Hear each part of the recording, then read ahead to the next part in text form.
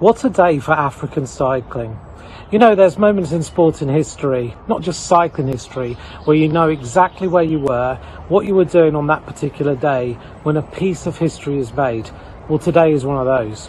Biniam Girmay, he's won stage 10 of the Giro d'Italia.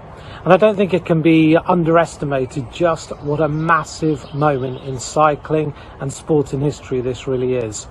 The sight of him, where he was led out by his team after doing so much work, taking on the sprint, leading out and trying to take on Mathieu van der Poel, for Mathieu van der Poel then to give up and put the thumbs up to the African rider, is going to be an image that all of us will remember for generations to come.